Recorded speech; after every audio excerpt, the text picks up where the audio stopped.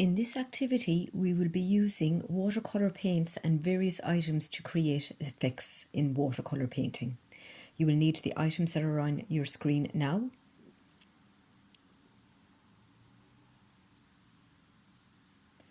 Okay, so what you're going to do is you're going to get the watercolour paper, the one that's a little bit lighter than the main one, and you're going to fold it in half down its lengthwise, and then you get a ruler and a pencil and draw a line over this fold. Then fold it in half widthwise, open it up and draw a line on the fold. Then bring the edge of the page to the centre, crease it and draw a line over this fold, and the same on the other side. Then you're just going to come down a little bit to leave a gap on the top of those two columns, and just straighten out your paper. On the first little section, you're going to write wet on wet. On the second little section, write wet on dry. On the third section, write gradient one colour.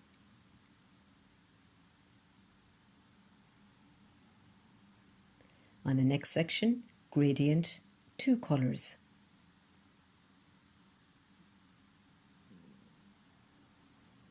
Then write cling film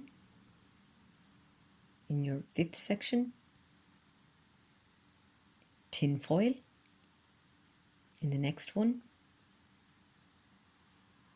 tissue/cotton buds in your seventh section,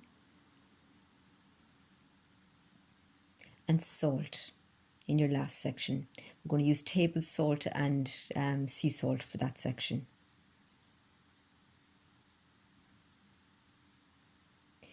So get yourself some kitchen towel and you're going to wet a brush in clean water. Make sure your brush is very clean.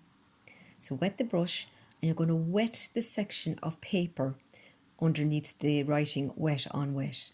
So give this a good wet. And then I'm just going to play around with a couple of different colour paints to add to this. So I've wet my brush to get the colours flowing, and then just I'm adding various amounts of the paint in the different sections. And because the paper is wet, the paint has a kind of fuzziness to it. So there's no harsh lines with this.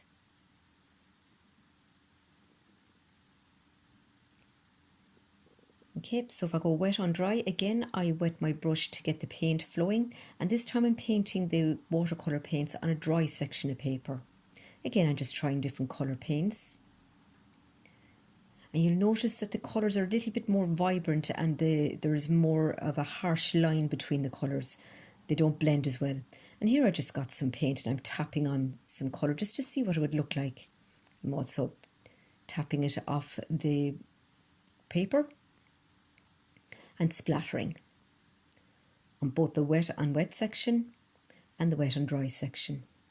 And you'll see the difference between the two when the watercolour has dried. The one on the wet and wet section is more fuzzy and more blended with its background colour. Now for the next section, the gradient section, I want to get the effect of a colour that fades out as it goes towards the bottom of the section. So to do this, I load my brush with plenty of paint and I do one stroke running across the top of that section.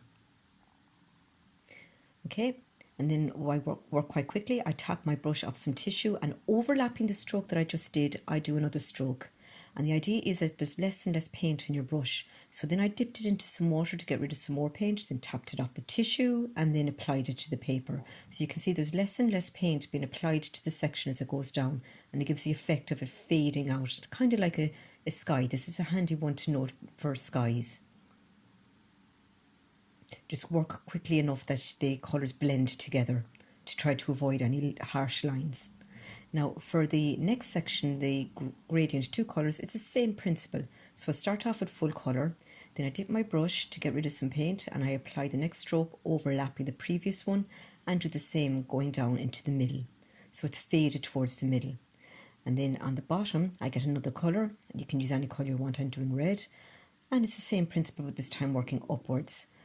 So I'm less and less paint in the brush, more and more water as it fades towards the middle. If you do this right, the two colours can fade towards the middle, kind of like a sea and a sky.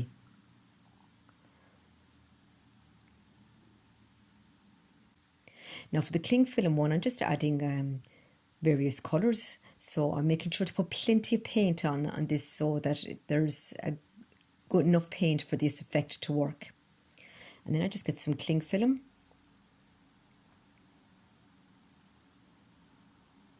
Bunch it up gently.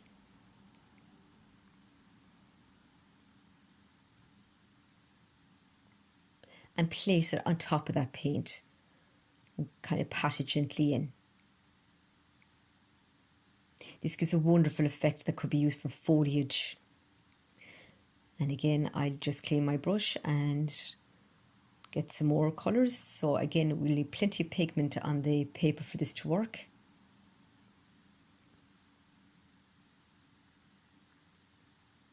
It's making sure that I make my paints nice and fluid as well. And build up the pigment. Use any colours you want. And this time I get some tin foil and squish it up gently.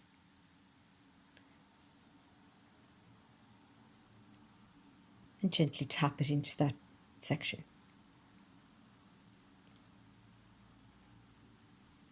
Now for the next one, I'm going to use cotton buds and tissue paper. So I'm going to do this blue because this is another one that's good for skies and for clouds.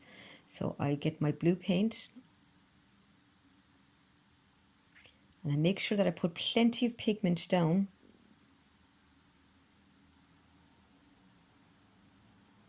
And then while the paint is still quite wet, I come back in with my cotton bud and I lift out some sections using kind of a rolling motion to create clouds. Let's try that with some tissue. You can get some tissue and just tap it into the paint. You can use dry tissue or wet tissue. You can experiment with this. And now we'll move on to the salt effect. Now all these effects will work one way on this particular type of colouring of watercolour paper, but it could work differently on the stronger watercolour paper. The effects could probably be more prominent. So I just sprinkled some table salt on the top of that section and then just some sea salt on the bottom of that section. And what you're going to do now is you're going to carefully, with a wet cotton bud, just go over some of the clouds again to see what it looks like with the wet and dry section. Be careful because this paper it could rip if you go into it too much. And then you put it aside, and 40 minutes later, when the paint is dry, you might have to wait a little longer, carefully take off your cling film and your tin foil and rub off your salt. You can save this salt for later. You can use it again on another watercolour painting.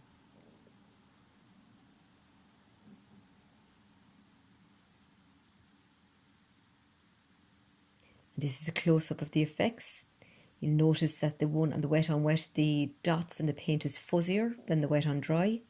The gradients of the colour getting gradually lighter as it goes down, or in the middle from the case the two colours. And here's one I did earlier, and you can see that the cling film, the tin foil, the effect is clearer here. And this one I also tried a little bit of alcohol. I used hand sanitizer and bubble wrap while the paint was wet. So try doing some of these effects and maybe you can think of some of your own.